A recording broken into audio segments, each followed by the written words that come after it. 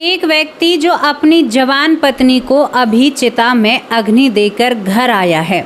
घर आते ही ये व्यक्ति बेहोश हो जाता है और बेहोश होने के बाद जब ये होश में आता है तो इसके घर में एक बात और एक खबर चल रही थी।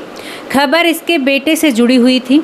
11 साल का इसका बेटा, जो बेटा रो रहा है और कह रहा है कि माँ बहुत सारे भूतों के साथ इसी घर में मुझे दिखाई दे रही है, तुम लोग माँ को बचाते क्यों नहीं हो? वो उन लोगों के साथ नहीं जा सकती, उसे हमारे साथ रहना है। मैं माँ के बिना कैसे रहूँगा और पिता मुझे कैसे रखेंगे?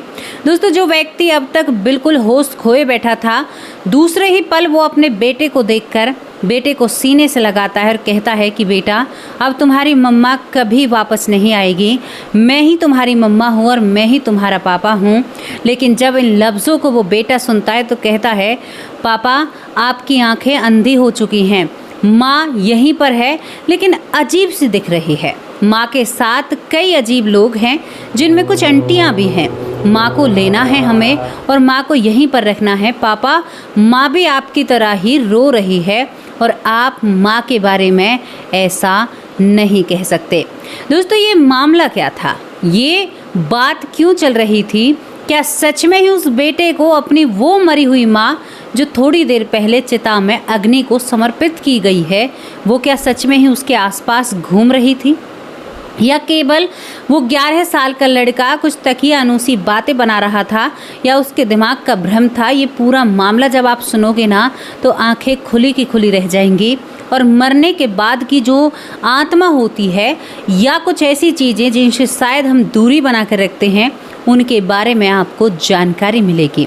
आप इस घटना को जानना चाहते हो? क्यों एक माँ मरने के बाद अपने बेटे का ख्याल रख रही थी, बेटे को दिख रही थी और बहुत सारी आत्माओं के साथ ऐसा क्यों हो रहा था? क्या माँ का मोह था या फिर उस प्रेत आत्मा की कोई ऐसी बड़ी भूख थी जो वो दोबारा उसे पूरा करने के लिए आई है? दोस्तों, इस घटना को जानने के लिए आपको दिल्ली जैसे बड़े शहर में चलना होगा। दिल्ली में एक परिवार रहता है। परिवार में पति पत्नी रहते हैं और पति अच्छा खासा पैसा कमाता है। पैसा क्या कमाता है कि उस पति के यानी कुछ ऑटो हैं, जो ऑटो बाहर चलते हैं, यानी उसने भाड़े पर, भाई मुझे 1000 रुपये चाहिए, बाकी तुम जो ऊपर का कमाते हो तुम देख लेना। यानी इस तरह से उसने अपने कई ऑटो छोड़ रखे थे और उनका किराया उनके पास अच्छा खासा आता है। ये परिवार बहुत अच्छा कमा रहा था। इनके घर में एक बच्चा था जिसकी उम्र 5-6 साल थी, जिसका नाम कार्तिक होता है। कार्तिक बहुत समझदार और अपनी माँ से बहुत जुड़ा हुआ था। कार्तिक अपनी माँ को बहुत पसंद करता है और माँ के साथ उसका बहुत ज़्यादा लगाव होता है, क्योंकि पापा तो हमेशा काम के चक्कर में घर से बाहर रहते हैं। धीरे धीरे वक्त बीतता है। वक्त बीतने के साथ यहाँ पर ज़िंदगी बढ़ने लगती है। कार्तिक भी बड़ा हो रहा था। कार्तिक के माँ बाप ने कई बार कोशिश की, लेकिन कार्तिक की माँ कार्तिक के बाद दोबारा गर्भवती नहीं होती है और किसी भी बच्चे को जन्म नहीं दे पाती है। दोस्तों, यहाँ पर कार्तिक में ही कार्तिक की माँ और पिता उसको अपनी दुनिया और ज़िंदगी मान लेते हैं और कहते हैं कि कौन नहीं रहता, एक बच्चे पर सब रहते हैं, कोई ऐसी बड़ी बात नहीं है। धीरे धीरे वक्त बीतता है। अब एक दिन क्या होता है कि कार्तिक की माँ कार्तिक से कहती है कि बेटा, मैं पास ही में जा रही हूँ और कुछ सब्जियाँ लेकर आती हूँ। वो हर रोज़ जाया करती थी कुछ सामान खरीदना, तो वो अपने बेटे को नहीं भेजा करती थी क्योंकि दिल्ली जैसा शहर था, वहाँ पर वो नहीं भेजना चाहती है। कार्तिक की माँ जैसे ही घर से बाहर निकलती है, बाहर निकलने के बाद एकदम से कार्तिक की माँ को एक हादसा होता है, उसे टक्कर मारी जाती है और कार्तिक की माँ उस हाईवे पर उसका एक्सीडेंट होता है जहाँ पर शायद वो सामान लेने के लिए भी अंदाज़ा नहीं था वहाँ पर जाएगी। दोस्तों, कार्तिक की जो माँ होती है वो ऐन मौके पर इस दुनिया से चली जाती है। जब कार्तिक की माँ ऐन मौके पर इस दुनिया से चली जाती है और सबने देखा था कि लग नहीं रहा था कि यहाँ पर कोई हादसा हो जाएगा, लेकिन कार्तिक की माँ फिर भी एक हादसे का शिकार हो जाती है। ये बात कार्तिक के पिता को पता चलती है। यहाँ पर पुलिस भी आती है, बहुत सारी चीज़ें होती हैं। कार्तिक की माँ का पोस्टमार्टम भी होता है, लेकिन कार्तिक एक बात कह रहा था। बात क्या होती है? जब उसकी माँ मुर्दा घर में रखी गई, क्योंकि शाम का वक्त हो जाता है, सारी चीज़ें नहीं हो पाती हैं, तो दूसरे दिन जो अंतिम संस्कार की क्रिया है वो दूसरे दिन की जाएगी। कार्तिक अपने पिता से कहता है बार बार, जो पिता बेहोश पड़ा है, जिसे कोई सुध बुध नहीं है। कार्तिक भी अपने पिता के साथ अस्पताल में था, जहाँ पर अब लोग कहते हैं कि तुम्हें घर चलना होगा, यहाँ पर तुम क्या करोगे, छोटा बच्चा है। तो कार्तिक के पिता मानते नहीं हैं, कहते हैं कि तुम्हारा अपना नहीं गया, वही तो थी मेरी ज़िंदगी में, मेरी आने वाली, मेरी जो मुझे संवारने वाली थी, उसके होते हुए तो मुझे किसी चीज़ की चिंता नहीं थी। अब वो चली गई तो उसे अकेला कैसे छोड़ कर जाऊँ? अरे वो अंदर अकेली लेटी हुई है, उसे कैसे छोड़ दूँ मैं? वो तो मेरे बिना एक पल भी नहीं रहती है। कार्तिक तभी अपने पिता से कहता है कि पापा आप ऐसा क्यों कह रहे हैं? माँ तो मुझे दिखाई दे रही है, माँ रो रही है, आप भी रो रहे हो। कार्तिक का पिता उसे गले लगाता है, कहता है कि बेटा ऐसा कुछ भी नहीं है। तभी लोग कहते हैं कि तुम यहाँ पर क्या करोगे, यहाँ पर हम हैं, तुम घर जाओ। तो कार्तिक के पिता ने स्पष्ट मना कर दिया कि नहीं, मैं अपनी पत्नी को अकेला नहीं छोड़ सकता, वो मेरे बिना यहाँ पर कैसे रहेगी, यहाँ पर तो वो रह ही नहीं सकती। वो बहुत कहने पर नहीं आता है क्योंकि घर भी वहीं पर था और वो शायद अपनी पत्नी को आखिरी वक्त में भी अकेला नहीं छोड़ना चाहता है। लेकिन बात थी 11 साल के कार्तिक की। वो क्यों कह रहा था कि माँ रो रही है, जबकि माँ तो मुर्दा घर में मरे हुए शरीर के साथ एक ऐसी बिस्तर पर लेटी हुई है जहाँ से उसे कभी उठना नहीं है। जिसकी माँ जाती है ना, उसके कलेजे पर जो बीतती है वही जानता है, महज 11 साल की उम्र में। दोस्तों, कार्तिक के परिवार वाले, माँ जो पिता होता है वो बिल्कुल वहाँ से नहीं जाता। कार्तिक भी पिता के पास पड़ा रहता है, लेकिन कार्तिक की एक कहते हैं ना कि भुआ होती है, वो उसे वहाँ से लेकर जाती है। कार्तिक अपनी भुआ से बार बार कहता है कि मुझे तो मम्मी दिख रही है। वो मम्मी उसके साथ घर भी आती है लेकिन फिर वहाँ से चली जाती है। ये कार्तिक का कहना था। दोस्तों, दूसरे दिन और रिश्तेदार इकट्ठे होते हैं। दूसरी तरफ कार्तिक की माँ का सब पिता को मिलता है। उसे देखकर वो बावला हो रहा था, कुछ समझने को सुनने को तैयार नहीं था। केवल एक ही रट थी, कार्तिक की मम्मी तुम्हें हमारे साथ रहना होगा, हमारी ज़िंदगी का क्या होगा, हम कैसे रहेंगे, क्या हमारा होगा। दोस्तों, यहाँ पर सब मिलने के बाद सभी रिश्तेदार इकट्ठे होते हैं। एक अंतिम संस्कार की क्रिया होती है क्योंकि मरे हुए को विदाई आखिरी होती है, उसके बाद कोई विदाई नहीं होती। उस घर से उसकी आखिरी विदाई होती है। यहाँ पर कार्तिक की माँ को तैयार किया जाता है। अब कार्तिक जितने भी लोग रो रहे थे वो रोता नहीं है, बार बार कहता है कि माँ तो है, माँ मुझे दिख रही है, आप लोग क्यों रो रहे हो। वो घर में सबसे कहता है, लेकिन इतनी ज़्यादा रोना पीटना वहाँ पर हो रहा था क्योंकि भैया एक जवान महिला गई थी कि कोई बात सुनने को ही तैयार नहीं था। अब कार्तिक बेटा था, उसे भी शमशान घाट तक ले जाया जाता है। दोस्तों, जब कार्तिक की माँ के शव को चिता पर रखा जाता है तो वो एक पैकिंग में होता है। तो कार्तिक कहता है ये मेरी माँ है ही नहीं, मेरी माँ तो यहीं पर खड़ी है, आप पापा क्यों नहीं देख रहे हो, मम्मा आपको बुला रही है। और कार्तिक कहता है कि माँ पापा को बुला रही थी, कई बार उसके पास आई लेकिन पापा से वो बात नहीं कर पा रही हैं, लेकिन मुझे देखती हैं तो रोती हैं, बहुत ज़ोर ज़ोर से रो रही हैं। इसके बाद वो कहता है, जब चेहरा उघाड़ा जाता है तो वो दिखते हुए चेहरे के साथ भी कार्तिक कहता है कि नहीं, ये मेरी माँ हो ही नहीं सकती, मेरी माँ तो मेरे आसपास घूम रही है। कार्तिक के हाथों से जब अग्नि छुड़वाई जाती है क्योंकि वो एक बेटा था। हर माँ बाप की इच्छा होती है कि मेरे शरीर को आखिरी अग्नि मेरे बच्चे दे, मेरा बेटा दे, मेरी बेटी दे, इस तरह की सोच होती है और ये होता भी है। परिवार के सदस्य ही देते हैं। दोनों बाप बेटों ने अपने हाथों से उस चिता को अग्नि दी थी, लेकिन इसके बाद कार्तिक ज़ोर ज़ोर से चिल्लाने लगता है, पापा माँ अग्नि के आसपास घूम रही है। कार्तिक अग्नि के चारों तरफ चक्कर लगाने लगता है। मम्मा आप इसमें गिर जाओगे, आपको लग जाएगी, आपको चोट लग जाएगी। वैसे ही पूरा परिवार रो रहा है, पता नहीं क्या हो रहा है। वो लड़का ऐसे बावला सा हो जाता है। शमशान घाट में तमाम लोग खड़े हुए देखकर हैरान हो जाते हैं। लोग कहते हैं कि ये गहरे सदमे में है, शायद इसको ऐसा लग रहा है। लेकिन उस लड़के ने इतनी देर के भीतर कई बार उस चिता के आसपास घूम जाता है और यही शब्द कह रहा था, माँ आपको लग जाएगी, मम्मी आपको चोट आ जाएगी, आपके बिना हम कैसे रहेंगे, कल से परेशान हैं, आपको मेरे साथ घर चलना होगा। कार्तिक की बातों से ऐसा लग रहा था कि उसकी मरी हुई माँ की आत्मा उस चिता को छूना चाहती थी, उससे अपने शरीर को निकालना चाहती थी। इस कदर कार्तिक वहाँ पर हरकतें कर रहा था। तभी कार्तिक कहता है कि आप क्या करना चाहती हो, मैं निकालता हूँ। वो चिता की तरफ भागता है। आपने बहुत बार देखा होगा कि कुछ लोग जब चिता जलती है तो उसकी तरफ भागते हैं, लेकिन पता नहीं उन्हें क्या होता है क्या नहीं, वो जानते हैं। लेकिन एक कार्तिक बालक जो अपने मुख से इन बातों को कर रहा था। जब सारी चीज़ें इकट्ठा होती हैं तो जो वहाँ पर बड़े बुजुर्ग होते हैं कहते हैं कि कार्तिक को यहाँ से लेकर जाओ, इस बच्चे के दिमाग पर इन सारी चीज़ों ने गहरा प्रभाव छोड़ा है।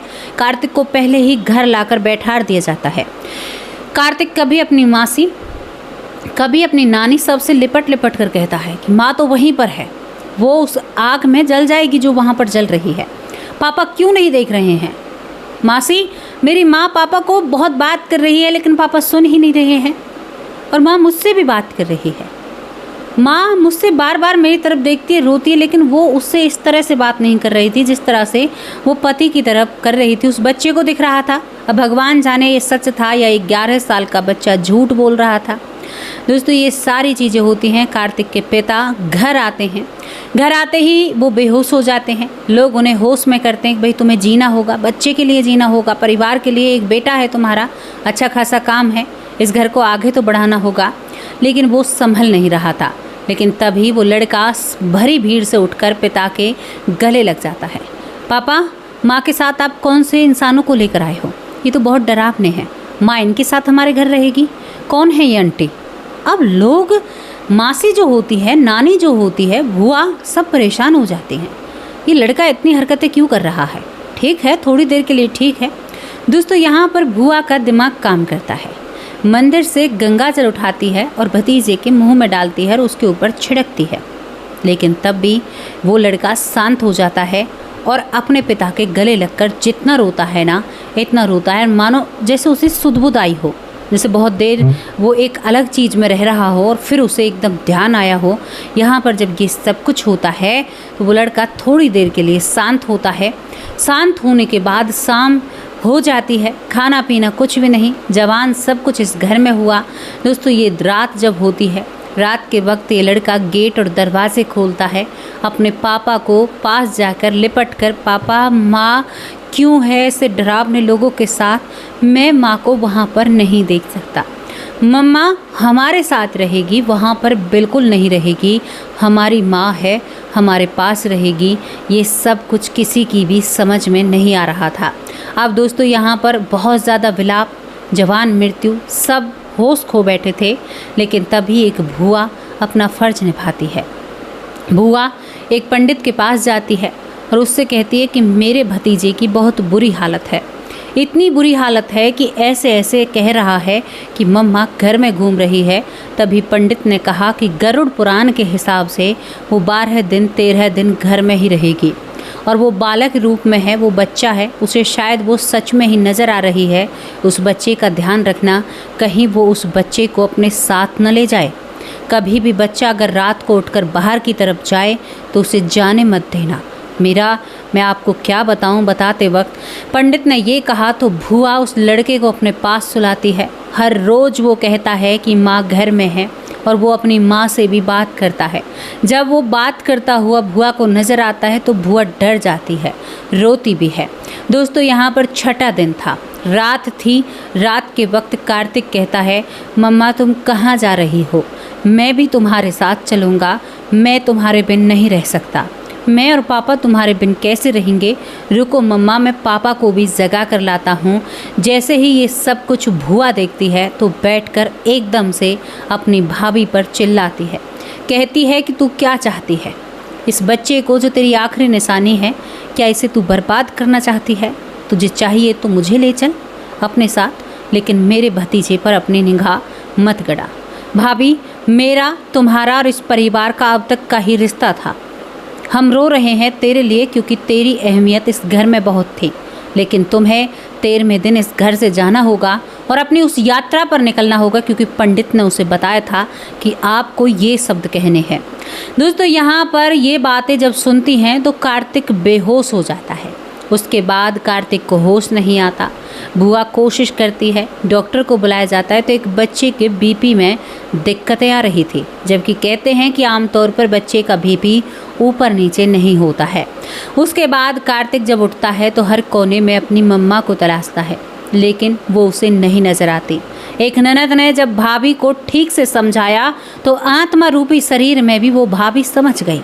शायद कार्तिक की माँ उसी पल उस घर से चली जाती है, वो 13 दिन का भी इंतज़ार नहीं करती है।